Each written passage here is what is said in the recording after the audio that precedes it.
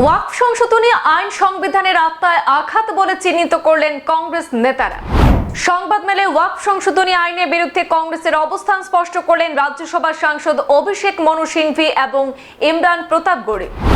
কংগ্রেস অন্যায় অবিচারের বিরুদ্ধে কোনোদিনই বসে থাকেনি, আজও বসেনি। ওয়াকফ সংশোধনী বাতিল না হওয়া পর্যন্ত আইনি লড়াই চলবে বললেন সিনিয়র কংগ্রেস নেতা মনু সিংভি। ওয়াকফ সংশোধনী আইন 2025-এর বিরুদ্ধে কংগ্রেসের কেন্দ্রীয় দপ্তরে আজ এক জরুরি প্রেস কনফারেন্স অনুষ্ঠিত হয়েছিল এবং সেই প্রেস কনফারেন্সে কংগ্রেস দলের সিনিয়র মুখপাত্র এবং সাংবিধানিক বিশেষজ্ঞ ডক্টর অভিষেক মনু সিংভি এবং সংখ্যালঘু বিভাগের কেন্দ্রীয় সভাপতি তথা রাজ্যসভার সংসদ সদস্য ইমরান প্রতাপগড়ি উপস্থিত ছিলেন। ডক্টর মনু সিংভি এই সংশোধনীকে শুধুমাত্র একটি প্রশাসনিক পদক্ষেপ নয়, বরং এটি গভীর মতাদর্শিক আক্রমণ হিসেবে চিহ্নিত করেছেন। তিনি বলেন, এই আইন সংবিধানের 25 এবং 26 নম্বর অনুচ্ছেদের বিরুদ্ধে একটি সরাসরি আঘাত।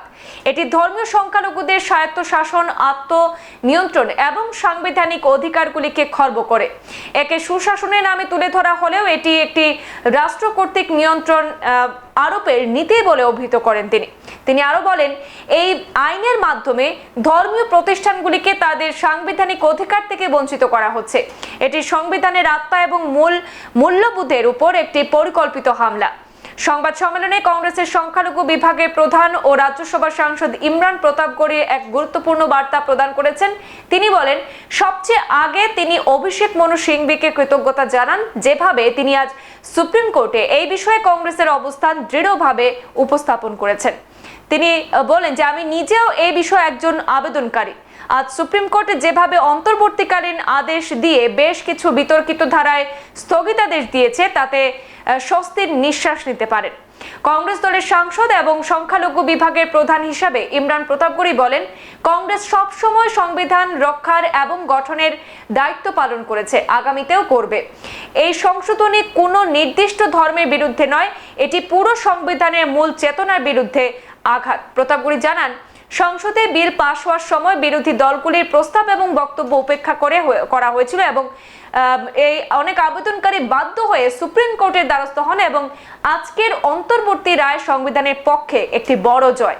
কংগ্রেস নেতারা বলেন, তারা আইনি, সাংবিধানিক এবং রাজনৈতিক স্তরে এই আইনের বিরোধিতায় জোরালোভাবে চালিয়ে যাবেন এবং এই আইনের মাধ্যমে ধর্মীয় সংখ্যালঘু প্রতিষ্ঠানগুলির উপর রাষ্ট্র কর্তৃক নিয়ন্ত্রণ আরোপের যে কোনো প্রচেষ্টাকে তারা প্রতিহত করতে লড়াই চালিয়ে যাবেন, দেশের সংখ্যালঘুদের আশ্বস্ত করেছেন। जिसे सरकार सुधार बता रही है वह दरअसल अधिकारों पर प्रहार है। वक्फ अधिनियम कोई प्रशासनिक कदम नहीं है, प्रशासनिक कार्यकुशलता का कोई कदम नहीं है, बल्कि ये एक मूल वैचारिक हमला है। इसे पढ़िए, इसे समझिए। ये कानून सुधार की भाषा में पूरी तरह से 100% नियंत्रण की नीति लाने का प्रयत्न करता है, लिखता है। यह न सिर्फ धार्मिक संस्थाओं की स्वतंत्रता पर चोट करता है, बल्कि अल्पसंख्यकों की आत्मनिर्णय स्वायत्तता की भावना को कुचलता है। ये सत्ता की दखलंदाजी को सुशासन कहकर पेश करता है। बड़ी अजीब विडंबना है। लेकिन कांग्रेस पार्टी एक पार्टी की रूप से किसी रूप में चुप नहीं रहेगी और इसको हर प्रकार से कानूनी, राजनीतिक, पार्लियामेंट, संसद के अंदर, संसद के बाहर इसका विरोध करेगी। Friends, at a political level you cannot amputate Article 26 and call it administrative efficiency.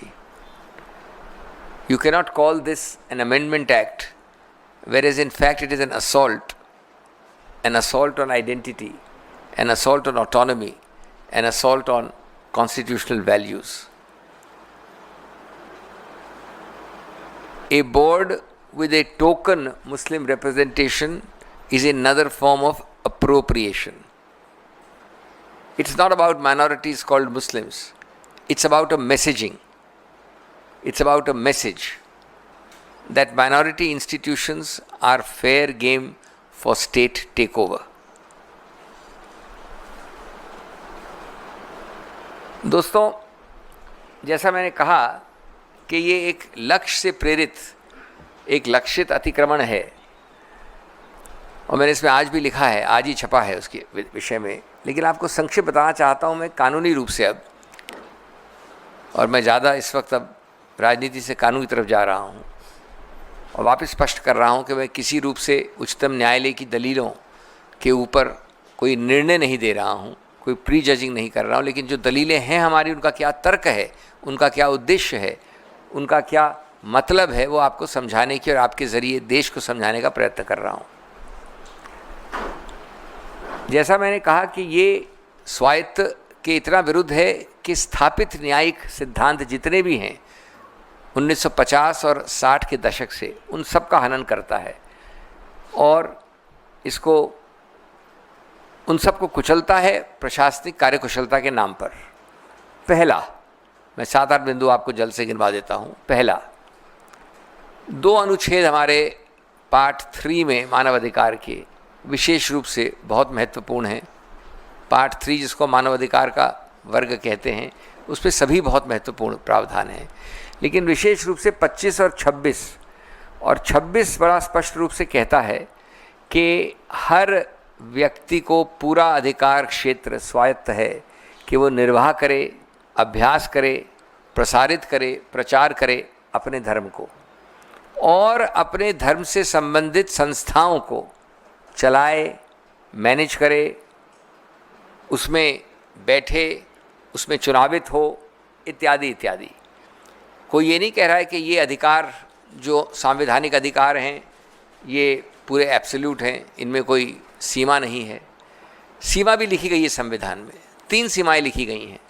Public order, सार्वजनिक व्यवस्था यानी बदले कोई, स्वास्थ्य हेल्थ, और नैतिकता मोरालिटी।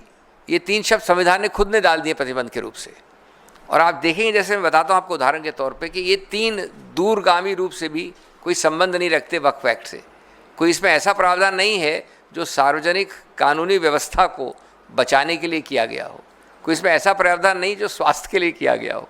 कोई इसमें ऐसा प्रावधान नहीं है जो सार्वजनिक नैतिकता या पब्लिक मोरालिटी के लिए किया गया हो। तो इस प्रावधान पे, जैसा मैंने कहा, 60 साल 70 साल पहले, 50 के दशक में और उसके बाद 60 के दशक में, मैं आपको कानून से बोर नहीं करूँगा, बड़े महत्वपूर्ण जाने माने 5 खंडपीठों के आदेश हैं उच्चतम न्यायालय के, विस्तार से व्यापक निर्णय हैं। रतिलाल गांधी है, तिलकायत गोविंद लाल जी महाराज के नाम से है, जिसने कहा है कि किसी रूप से अगर आप किसी ऐसे वर्ग की संस्थाओं को स्वायत्तता से हटाएंगे, उनके ऊपर नियंत्रण इतना करेंगे कि उनका स्वायत्व खत्म होता है, तो वह असंवैधानिक है। इस मूल 60-70 साल पुराने सिद्धांत को ये कानून बेरहमी से हनन करता है। और इस उल्लंघन से वो जो मूल हिस्सा है, जो हृदय है और जो आत्मा है संविधान की, उसको भेदता है, छेदता है। दूसरा बिंदु, एक प्रावधान है 11, और मैं आपको स्पष्ट कर दूं कि 11 के बारे में उच्चतम न्यायालय ने आज कुछ नहीं कहा है अपने आंतरिक आदेश में, लेकिन हमारी दलील होने वाली है, ऑलरेडी है, और विस्तार से सुनेंगे तो होगी। तो जैसा मैंने कहा कि मैं आपको सिर्फ एक अपना पक्ष और तर्क रख रहा हूँ, मैं किसी रूप से पूर्व निर्णय नहीं देना चाहता किसी चीज़ के ऊपर। हमारी दलील ये है कि एक प्रावधान है 11, उसमें 100% नामांकन का प्रावधान कर दिया है, यानी चुनावित कैटेगरी को हटा दिया है। नामांकन कौन करेगा? प्रदेश सरकार। जब 100% नामांकन होगा तो क्या रही स्वायत्तता की नाम, क्या रहा संस्थापिक स्वायत्तता, क्या रहा स्वतंत्रता? ये एक मुद्दा है। तीसरा मुद्दा जिस पे आज माननीय उच्चतम न्यायालय ने प्रतिबंध लगाया है और हम उसका पुरजोर तरीके से स्वागत करते हैं, वो हैं 2 प्रावधान 9 और 14। 9 डील करता है केंद्र की काउंसिल से। उस काउंसिल में अभी तक ये याद रहे, अभी तक जो कानून चल रहा था 2013 का था, उससे पहले 1995 का था, जिसको 13 ने संशोधित किया। उसके भी पहले और 13 तक कि अभी भी जो कानून चल रहा है, क्योंकि ये तो सिर्फ एक अमेंडमेंट है, संशोधन है, कानून अभी भी 95 वाला है, हमेशा पूर्णतया 100% मुसलमान ही वक्फ पे रह सकते थे। और इसमें कोई ऐसे आश्चर्य की बात नहीं है। हमने पार्लियामेंट में और बाहर भी कई आपको उदाहरण दिए, कर्नाटक का Hindu religious act, Jagannath temple का, माता वैष्णो देवी का, इधर अपने तिरुपति का, काशी विश्वनाथ का, सिख गुरुद्वारा एक्ट, कई हैं जिसमें ये बड़ा स्पष्ट है कि सिर्फ उसी समुदाय, उसी धार्मिक वर्ग के लोग ही उसका संचालन कर सकते हैं, और ये स्वाभाविक है, इसमें कोई नई बात नहीं है। तो ये दो प्रावधान हैं 9 और 14। इसमें पहली बार प्रावधान ये है कि संभवतः थ्योरेटिकली जहाँ तक काउंसिल का सवाल है तो 12-22 में से नॉन मुस्लिम हो सकते हैं। मैं आपको संक्षिप्त में बता रहा हूँ कि है तो प्रावधान बड़ा लंबा चौड़ा और विकसित, लेकिन 22 टोटल हो सकते हैं, उसमें से 12 तक नॉन मुसलमान हो सकते हैं। সংবাদ এই পর্যন্তই। পরবর্তী অন্যান্য আপডেট পেতে সাথে থাকুন। ধন্যবাদ।